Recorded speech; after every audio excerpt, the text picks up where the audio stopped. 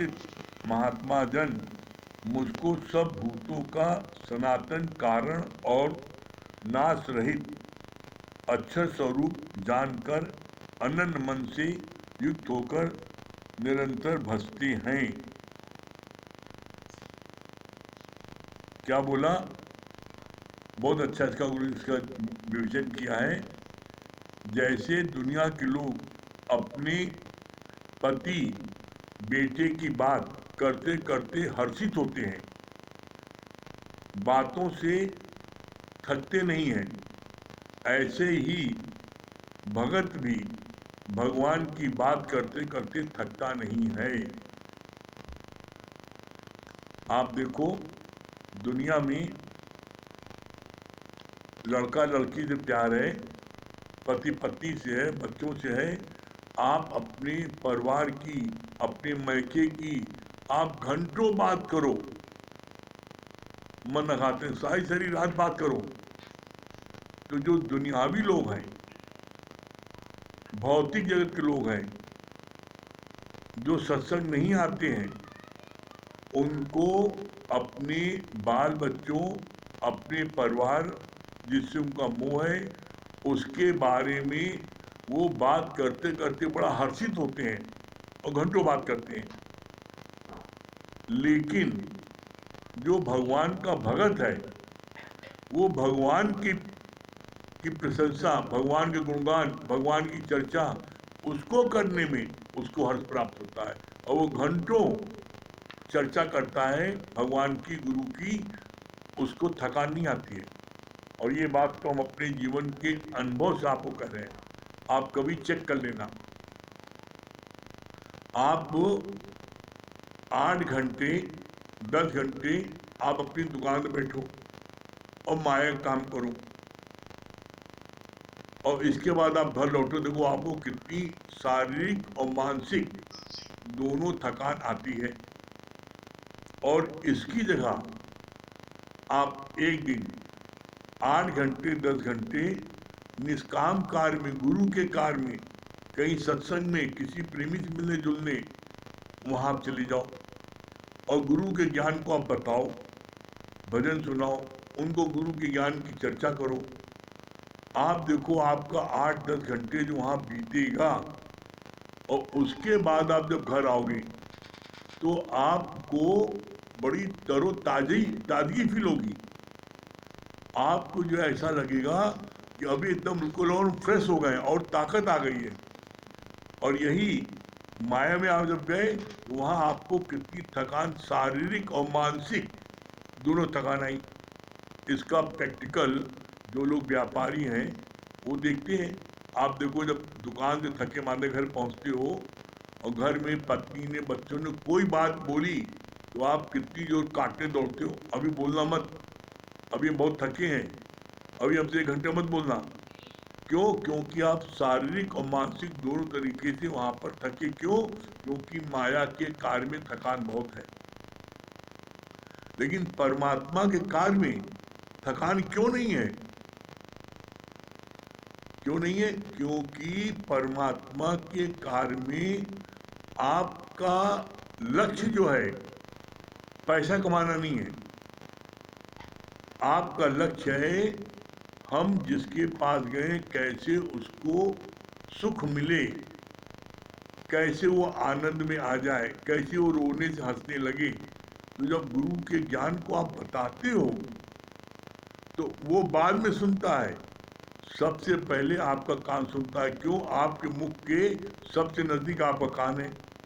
आपका कान सुनता है तो आपके अंदर में वो ताकत आती है जिसके कारण से आप जो है थकान फील नहीं करते हो। तो आगे बहुत अच्छा बोला, माया के दास माया को प्रणाम करते हैं और भगत भगवान के आगे नमन करता है। जो अनन्य भाव केवल भगवान में रखता है तो भगवान भी ऐसे भगत का चिंतन करते हैं तथा उसका पूरा योग क्षेम अपने ऊपर लेते हैं। बहुत ध्यान से सुनना, ये लाइन फिर दोहरा, बहुत इंपॉर्टेंट लाइन है ये। माया के दास माया को प्रणाम करते हैं, उनको प्रणाम करते हैं, उनकी चाप, जिनके पास ज़्यादा पैसा उनकी खूब चापलूसी करेंगे। जो माया के जो लोभी हैं वो पैसे वालों को बड़ी चापलूसी करते हैं, लेकिन भगत जो है वो चापलूसी नहीं करता। वो क्या करता है, उसके लिए बोला। और भगत जो है भगवान के आगे नमन करता है, जो अनन्य भाव केवल भगवान में रखता है। तो भगवान भी ऐसे भगत का चिंतन करते हैं तथा उसका पूरा योग और क्षेम अपने ऊपर उठा लेते हैं। कितनी सुंदर बात बोली है। योग क्षेम कौन, जो अनन्य भाव। अनन्य भाव मतलब क्या, सिर्फ एक जो गुरु को ऊपर आश्रित रहता है, एक को गुरु को मानता है, चार जगह नहीं, एक साधे सब सदे, सब साधे सब जाए। जब वो अनन्य भाव गुरु में रखता है तो गुरु उसका चिंतन करता है और उसके योग क्षेम का भार अपने ऊपर उठा लेता है। योग क्षेम माने क्या हुआ, योग माने होता है जोड़, और क्षेम माने जो कुछ है उसकी उसकी रक्षा करना। योग माने जो आपको धन दौलत मिलना है वो परमात्मा उसको दिलाने की जिम्मेदारी अपने ऊपर ले लेता है। जैसे एग्जाम्पल, किसी ने आपका रुपए ले करके मार के बैठ गया और आपको पैसा नहीं दे रहा है, तो भगवान उसको सपने में आकर के ऐसा डराएंगे धमकाएंगे कि तुम्हारा पूरा परिवार नष्ट हो जाएगा, नहीं तुम मेरे भगत का पैसा लौटा दो। तो वो डर हमारे तुम दूसरे ने उठाता है। तो क्या बोला, योग, जो कुछ भी भौतिक जगत के पदार्थ धन दौलत आपको मिलना है वो परमात्मा आपको दिलाता है, और जो कुछ आपके पास में पहले से है उसकी वो चौकीदार बन करके रक्षा भी करता है। ये तो हो गया भौतिक जगत की बात। योग क्षेम दो प्रकार का है, एक है मायावी और दूसरा है आध्यात्मिक। मायावी में जो रुपए पैसे मिलना वो दिलवाया और जो आप पास है उसकी रक्षा किया।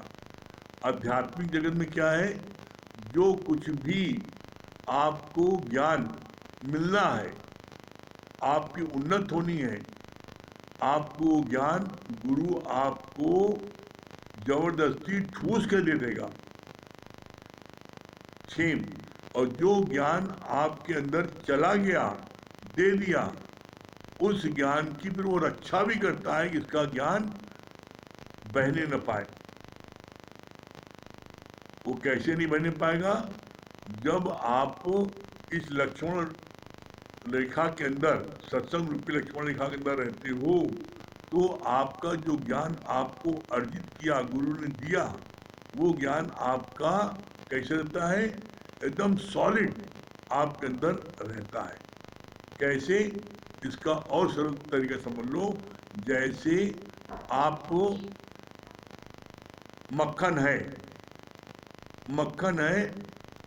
और मक्खन निकाल दे दिया गया आपको, और उस मक्खन को आपने फ्रिज में रखा तो मक्खन खूब टाइट रहेगा, और उसी मक्खन को आपने बाहर निकाल दिया तो वो पिघल के बह जाएगा।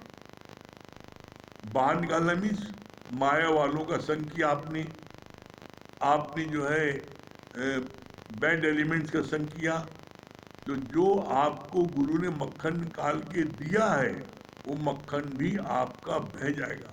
लेकिन जो मक्खन गुरु ने निकाल के दिया उसको आपने फ्रिज में रखा तो मक्खन एकदम टाइट रहेगा। वो टाइट कब रहेगा, मतलब जब आप इस लक्ष्मण रेखा के अंदर रहोगे, सत्संग रूपी लक्ष्मण रेखा के अंदर रहोगे, पी की पचन में या पी के प्रचार में रहोगे, तो आपका वो मक्खन हमेशा टाइट रहेगा। फिर आगे बोला भगवान ने,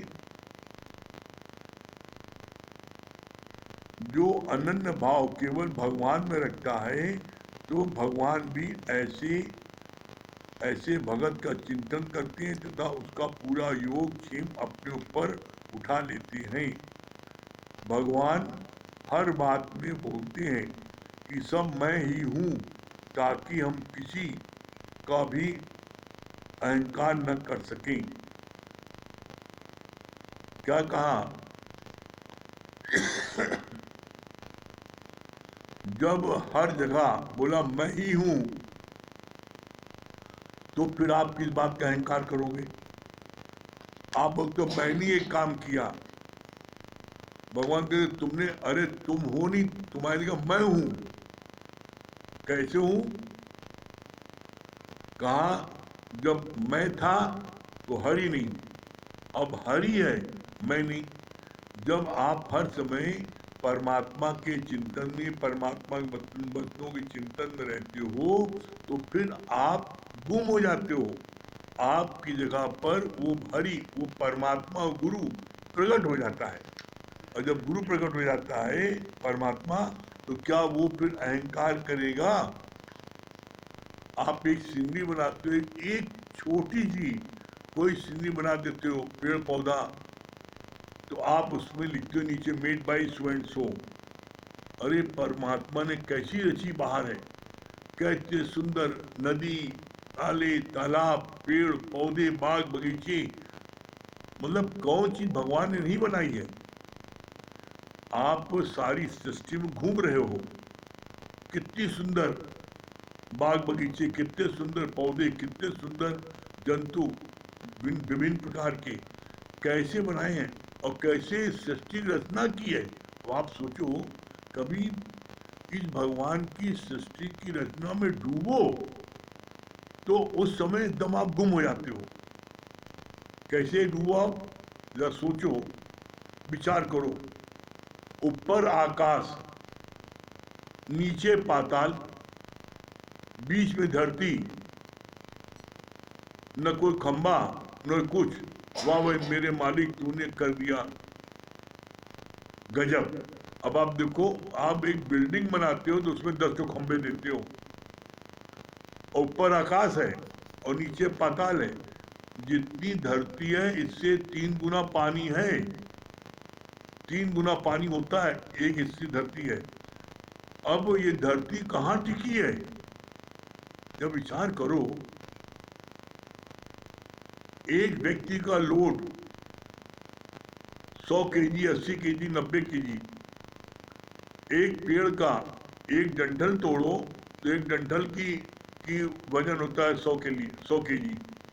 इतने पेड़, करोड़ों अरबों पेड़ धरती पर, पहाड़ सब धरती पर, इसका बोझ कौन सह रहा है? और नीचे पाताल है और कोई खंबा नहीं है। ऐसी अद्भुत रचना करने के बाद भी क्या भगवान ने कहीं लिखा कि मैंने इसकी रचना की है? और तुम एक बकरी बना दोगे, लिखोगे made by so and so. एक बकरी का बच्चा बनाओगे तो लिखो बिना लिखे मानिस, अरे पता नहीं को अपना नाम न लिख दे, ये हमने बनाया है। आप देख लो ना, आज की तारीख में देख लो, जिनके लड़के बच्चे या इंजीनियर, डॉक्टर, वकील हो जाते हैं तो उनके माँ बाप का भाव देखो। जब लड़की वाले पहुंचते हैं तो कैसा उनको भाव खाते हैं, ऐसे डॉक्टर बन गया है, खून पसीना ही किया है,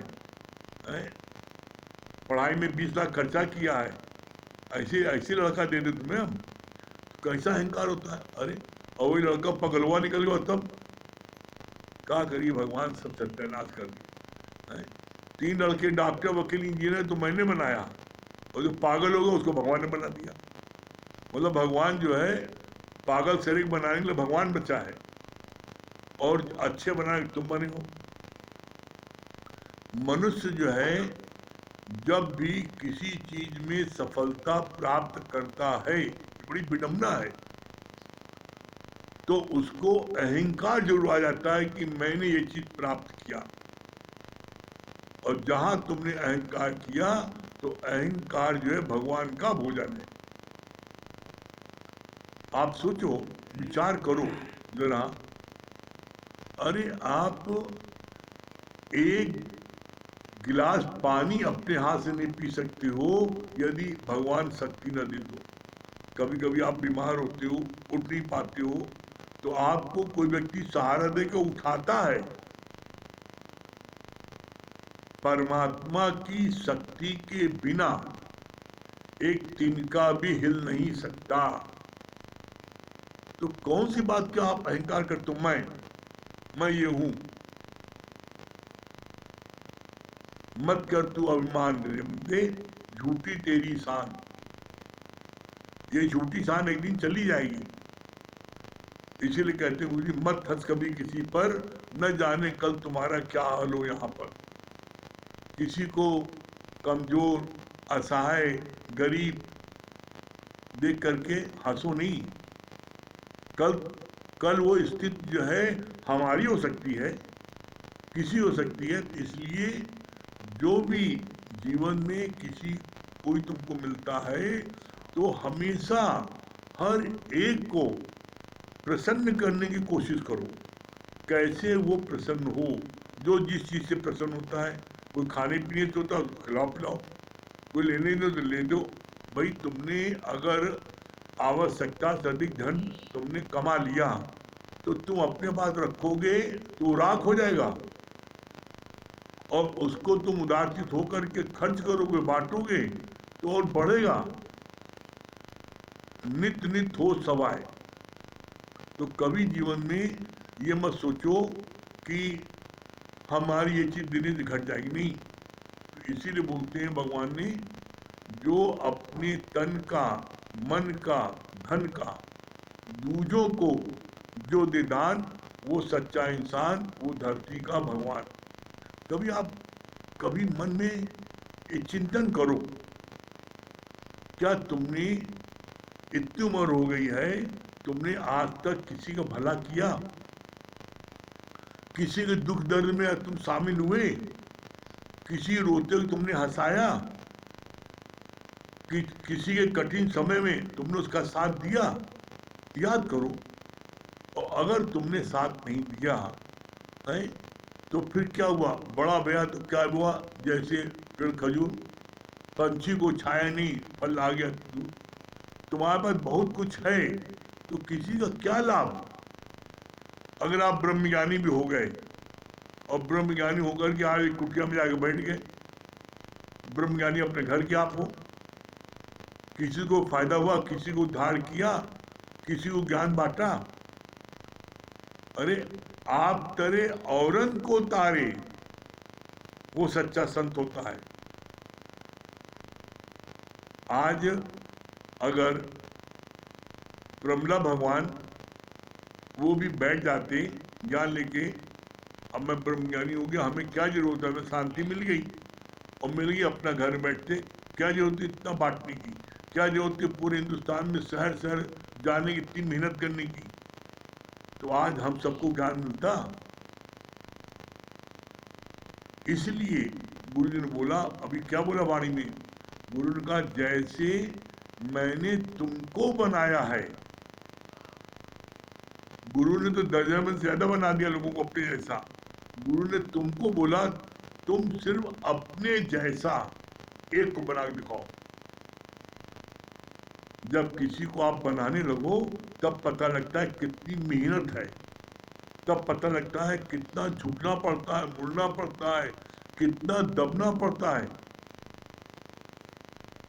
कोई जो है ऐसे सत्संग में आपकी बातों नहीं सुनेगा जब तक आपका अतिशय प्यार नहीं होगा, आपको दुख दर्द में शामिल नहीं होगी, तो कोई आपको जो है कोई पूछने वाला नहीं है। तो इसलिए सच्चा संत वो है जो आप तक करे और फिर अपने साथ साथ औरों को उतारे, जैसे हमारे प्रमला भगवान ने किया। वो तो तरे, लेकिन उन्होंने अपने साथ में आज कितने लोगों को उतार रहे हैं, कितने लोग इस ज्ञान से लाभ ले रहे हैं। आज आप देखो इस लॉकडाउन में, बताइए, हम लोग तो देखते हैं जो लोग सत्संग से नहीं जुड़े हैं, इस लॉकडाउन में एक साल में हम देखते कितने लोग डिप्रेशन में आ गए, कितने लोगों को कितनी बीमारी हो गई, कितने लोगों को घर उजड़ गए, कितने लोगों का शरीर शांत हो गया। लेकिन जो गुरु से जुड़ा है, जो सत्संग से जुड़ा है, हम देख रहे वो जो है वो पहले से अधिक मस्त हो गए। और बल्कि हम तो ये देखते हैं जितने लोग सत्संग में जुड़े हैं उनकी हेल्थ पहले तो ज़्यादा अच्छी हो गई, बल्कि काले जो गोरे हो गए रोज ज्ञान सुन सुन करके। इसीलिए कहा जाता है नॉलेज इज पावर, ज्ञान पावर है। जब आप ज्ञान सुनते हो तो आपके अंदर एक अद्भुत शक्ति आती है। ज्ञान सुनने के बाद में आपको किसी से डर नहीं लगता, आप उद्दंड नहीं होते हो, विनम्र हो जाते हो ज्ञान सुन। लेकिन ज्ञान सुनने के बाद में मौत का भय भी नहीं रहता। ऐसा क्यों? ऐसा सिर्फ इसलिए क्योंकि ज्ञान की पावर ऐसी है कि आपको निडर बना देती है। आप नित्य सत्संग में बैठो और आपके अंदर वो पावर ना आ जाए, तब कहना निश्चित गारंटेड है कि आपके अंदर वो पावर आ जाएगी और फिर आप उसका आनंद लो। आप धरती की मौज लो, कोई काम मना नहीं है। आप धरती की सब मौज लो, खूब आनंद लो, लेकिन बस एक बात ध्यान रखना, किसी चीज में आसक्ति रख करके उसमें फंसना नहीं। बस मौज लेने के लिए, आनंद लेने के लिए भगवान ने कहीं नहीं मना किया है। आप खूब आनंद लीजिए और आनंद दीजिए। ऐसा करोगे तो निश्चित आपकी मुक्ति है। और मुक्ति है क्या? पता मुक्ति क्या है? गुरु जी बोलते हैं जीते जी मुक्ति, जीते जी मुक्ति इसी बोलते हैं। सर्व दुखों के निवृत्ति और परम आनंद की प्राप्ति है ये मुक्ति। अगर आप आनंद में हैं और दूसरों को आनंद दे रहे हैं तो आप भी मुक्त हैं, और जिसको आनंद दे रहे हैं वो भी मुक्त है। आप करके देखो और आपको आनंद न मिले तब कहना, ठीक है?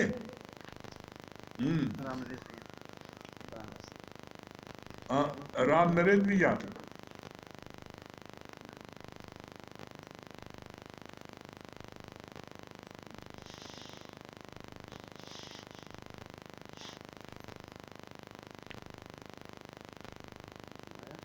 राम नरेंद्र भैया,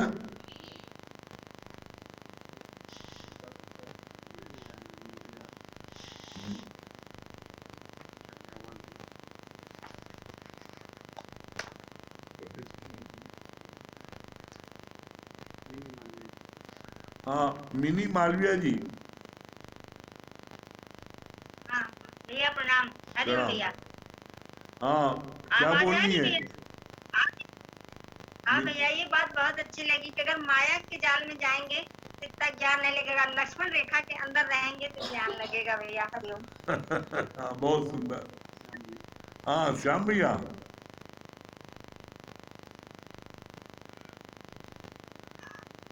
राम राम उड़ाई भैया। राम राम राम राम। राम, क्या बोल रहे श्याम भैया? बहुत अच्छी बात आपने बताई, बहुत ही अच्छी बात लगी वास्तव में। जितना भी काम हम सब लोग करते थे, हमने किया। एक छोटा सा कोई भी लिख के बना भी दे चित्रकारी भी, तो उसमें भी नीचे अपना नाम रहता था। लेकिन अहंकार भी उसमें कितना आ जाता था कि बिना हमने ये काम ही नहीं हो सकता। लेकिन जो आज आपने बात बताई कि हर काम में गुरु को परमात्मा को तो देखा नहीं है, परमात्मा निराकार है। लेकिन जब से हम सत्संग में आए, सब गुरु जी की कृपा से जो भी काम हो रहा है सब गुरु जी की कृपा से, सब गुरु की बदौलत ही हो रहा है। उससे क्या होता है कि एक अहंकार भी खत्म हो गया और एक कोई भी काम अपने ऊपर नहीं होता।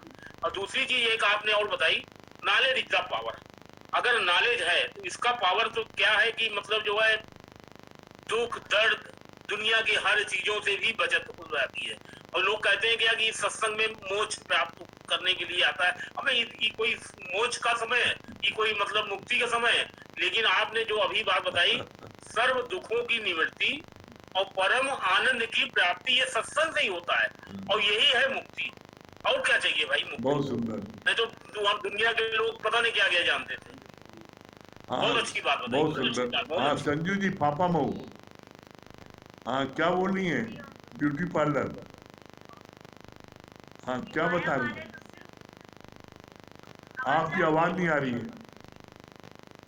और नहीं जा रही है। हाँ, अब आ रही, बोलिए। हाँ अब आ रही आवाज। ये अच्छा लगा कि माया वाले तो सिर्फ माया को ही नमन करते हैं और भक्त तो सिर्फ भगवान को ही नमन करता है और सर झुकाता है। और हम लोगों की बस यही विनती है कि भगवान ही हमेशा अपने गुरु के सामने सर झुकाएं, उनकी बात माने, उनके वचनों में चलें। बस यही सबसे बड़ी चीज है। आपकी कृपा बनी रहे। बहुत सुंदर। हरि ओम गुरु जी। हाँ मुकेश भैया, बहुत अच्छी बात लगी कि जो अपने तन का मन का धन का दूसरों को दे, कि जो दान है वो सच्चा इंसान है, धरती का भगवान। यदि अगर हमको ज्ञान मिल गया है गुरु की कृपा से तो हम बांटने में लग जाए। बांटने वाले की जो लगे मेहंदी कर रहा, तो हम जब बांटने में लग जाते, अब जैसे गुरु जी ने ज्ञान लिया उन्होंने अपने तक ही सीमित नहीं रखा। हाँ, अगर बहुत वो अपने सुंदर। तक ही सीमित रखे प्रधान होता तो आज हमको भी यदि ज्ञान मिल रहा है तो हम भी बांटने में लग जाए तो हम भी आनंद में रहेंगे और हमारे संपर्क में आने वाले वो भी आनंद में रहेंगे। हाँ बहुत सुंदर। नरेंद्र भैया, हरिओम बहुत अच्छी आज बात हाँ, की। हरिओम बहुत अच्छी आज बात की।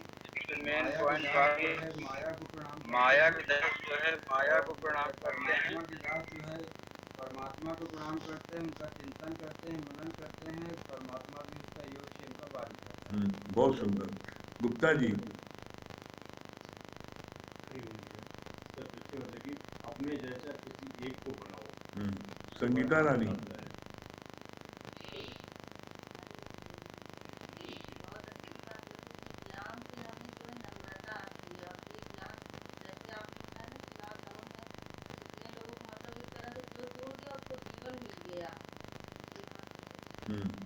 सुशीला जी,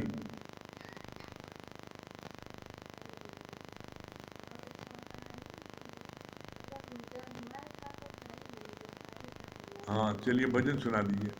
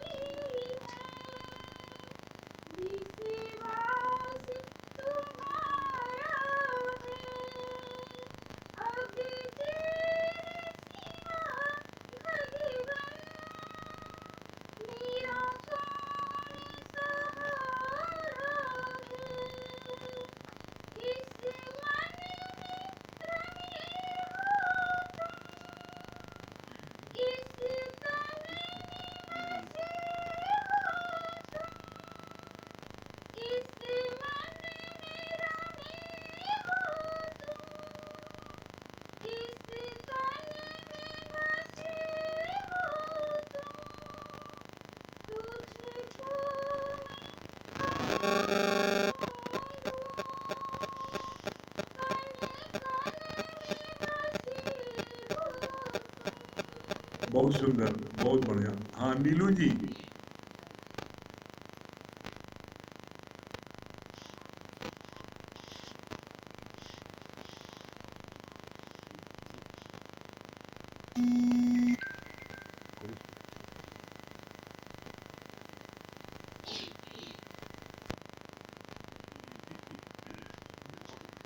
हाँ नीलू जी,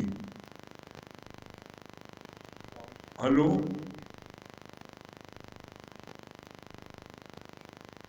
ने बताया सच बात है कि अगर किसी एक को भी सत्संग में ला के बैठा दो तब पता चलता है कि गुरु की कितनी मेहनत है। आज एक एक को जोड़ा है, एक एक को बनाया और एक एक को खड़ा कर रहे हैं। सच में गुरु की नित्य दिन मेहनत है, कुछ हम भी लगा ले जोर। सच परमात्मा ने इतनी सुंदर प्रकृति बनाई है, उसकी प्रशंसा कोई नहीं करता। और एक चित्र बना के हम अपना नाम लिख लेते हैं, कितना अहंकार छिपा हुआ है। जी गुरु जी, बहुत बहुत सुंदर, अच्छा लगा। बहुत अच्छा। हाँ पूनम जी कटरा। जी हरिओम हरिओम गुरु, हरिओम गुरु जी। हाँ हरिओम। हाँ क्या बता रही है पूनम जी? हाँ, बहुत अच्छा लगा। नॉलेज इज पावर जो बताए आप, ज्ञान से बहुत शक्ति मिली है और जो डर भी था, मौत का डर, वो भी खत्म हो गया है। ये बात बहुत अच्छी लगी। हाँ और भगवान जो हाँ जी। योग क्षेम का भार जो बोले आप, हाँ योग क्षेम का भार भगवान उठाता है। लक्ष्मी। बहुत अच्छा लगा ये बात। बहुत सुंदर। हाँ महेश की मम्मी। हाँ हरिओम। क्या बता रही है महेश की मम्मी?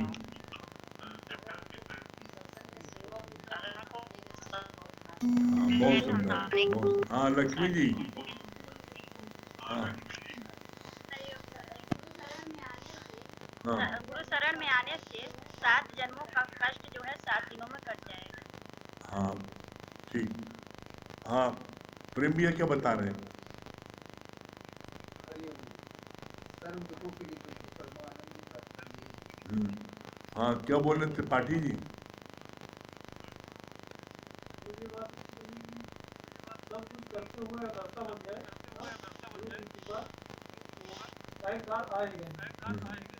हाँ अर्पित भैया।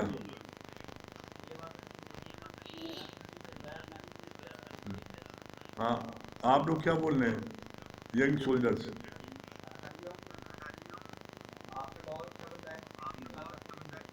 हाँ मौत सब के लो, बस आसक्ति नहीं रखो बस होने की।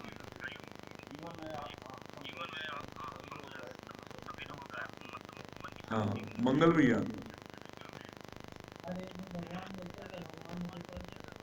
हाँ बहुत सुंदर, उपाय सरल है।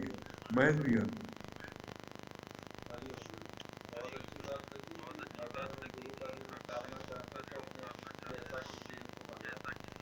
द्वारका भैया।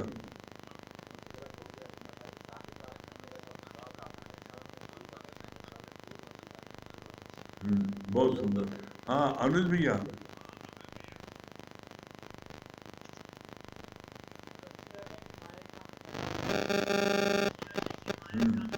और क्या बोल रहे छोटू? इधर आगे तो छोटू तो सबसे यंगेस्ट।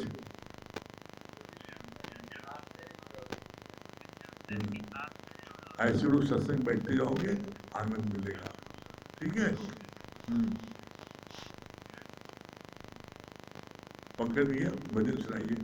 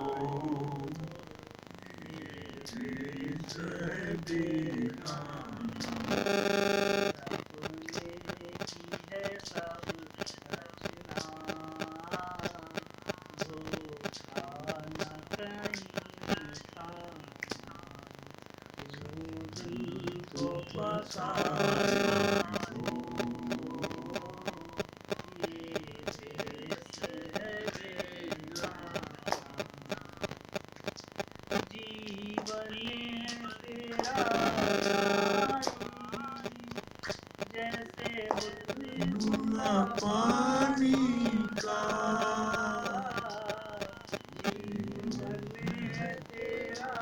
प्राणी जैसे बुलबुला पानी का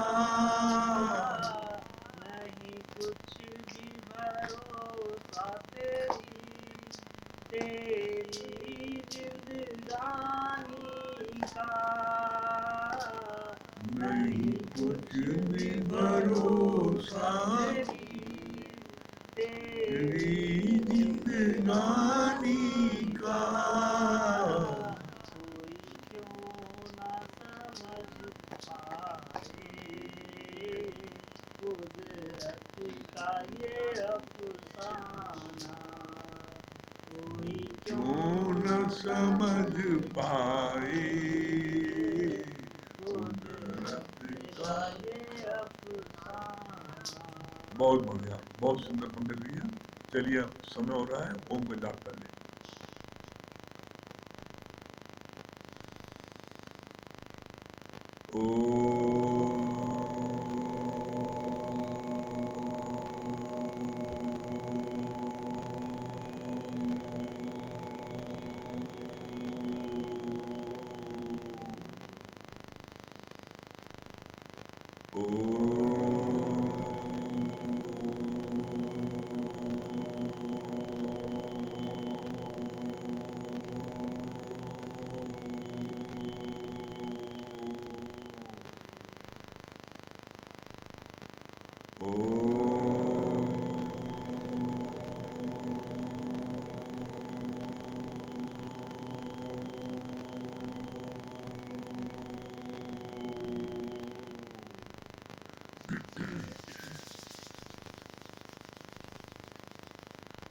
जय प्रेम वारियों, राम राम।